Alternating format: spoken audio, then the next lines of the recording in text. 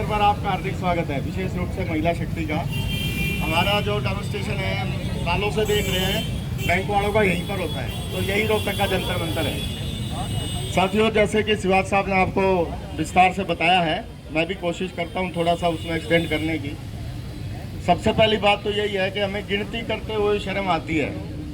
हम लोगों ने बहुत मेहनत करी, अब गिनती के 12 तो बैंक रह गए हैं रोहतक में। मेरे ख्याल 100 से ज़्यादा ब्रांचेज हैं, तो एक ब्रांच से एक बंदा भी आए, मेरे हिसाब से 150-200 से ज़्यादा बंदे इस समय उपस्थित नहीं है। तो साथियों, जब मैंने ग्रुप में भी लिखा था, जब तक आजकल ज़माना मीडिया का है, जब तक मीडिया में कवरेज हम लोगों को नहीं आती, ये जो रोहतक भास्कर में छोटी मोटी खबर लगती है, इससे कुछ फ़र्क नहीं पड़ने वाला। पिछली बार जब सेटलमेंट के लिए हमने स्ट्राइक करी, तब भी उसकी बहुत ज़्यादा कवरेज नहीं थी, ना प्रिंट मीडिया में थी, ना इलेक्ट्रॉनिक मीडिया में थी। तो ये साथियों कब बढ़ेगी? जब इनको पता लगेगा कि बैंक वाले 500 आदमी या 2000 आदमी इकट्ठा हैं, वो किसी मुद्दे पर लड़ाई लड़ रहे हैं, जलसा निकला हुआ है, जुलूस निकला हुआ है, तब तक इनके कानों पे जूं नहीं रहती है। तो साथियों, मेरा अनुरोध है, जैसे आज चलो जितने आए हैं, अभी भी आप फ़ोन करके बुलाओ, अभी भी 1 घंटा हम और लगाने वाले हैं। और कल जैसे फिर होगा डेमोन्स्ट्रेशन, कल भी आपने ज़्यादा से ज़्यादा संख्या में पहुंचना है। कल हम कोशिश करेंगे शिवाज साहब कि एक जुलूस यहाँ से हम निकालें, ताकि एक मैसेज आज भी निकालेंगे, ठीक है।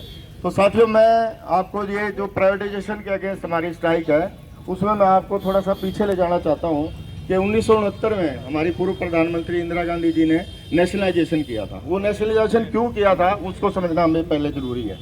क्योंकि क्या होता था, सरकारी बैंक में हमारे जो प्राइवेट बैंक थे, उस समय सरकारी तो था ही नहीं 1969 से पहले। 1969 में बैंक नेशनलाइज हुए, फिर 1980 में हुए। उससे पहले कर्मचारियों का बहुत एक्सप्लॉयटेशन होता था। हमारे जो यंग साथी उस समय तो पैदा भी नहीं हुए थे, हमें वो टाइम याद है थोड़ा, क्योंकि उसके बाद BSR भी बना था। तो एक बात आती थी कि बैंक कर्मचारी जब घर पे पहुंचता था तो कुत्ते भौंकते थे। कुत्ते भौंकने का मतलब ये होता है, पुराने टाइम में भी 8-9 बजे के बाद ही पहुंचता था, और उस समय अब भी भौंकते हैं, अब फिर भौंकने लगे हैं। तो उस समय क्या होता था, दूसरा जो प्राइवेट बैंकों का दोष था कि वो बिजनेस घरानों को लोन दिया करते थे। आम आदमी से पैसा डिपॉजिट लेना, मेरे तेरे जैसे पैसे पहले बैंक में ही डिपॉजिट करते थे। शुरू से जो धनराशि है वो बैंकों में जमा होती है या पोस्ट ऑफिस में जमा होती है, लेकिन जमा पूंजी जो जमा होती थी बैंकों में, उसका जो लोन था वो बिजनेस घरानों को मिलता था। जो आम आदमी को लोन था वो उसमें नहीं मिलता था। जो इस देश में हरित क्रांति हुई है, व्हाइट रेवोल्यूशन हुई है, इतने ट्रैक्टर हैं, ये इतने DRI के लोन हैं, ये इतनी जो डेवलपमेंट हुई है, इंफ्रास्ट्रक्चर डेवलप हुआ, उसमें योगदान हम सरकारी बैंकों का है साथियों। और सरकारी बैंकों को ये तहस-नहस करते जा रहे हैं। 1991 में, जहाँ तक पॉलिसी की बात करूँ, कांग्रेस और BJP में ज़्यादा फर्क नहीं है साथियों हमारे अगेंस्ट पॉलिसी का।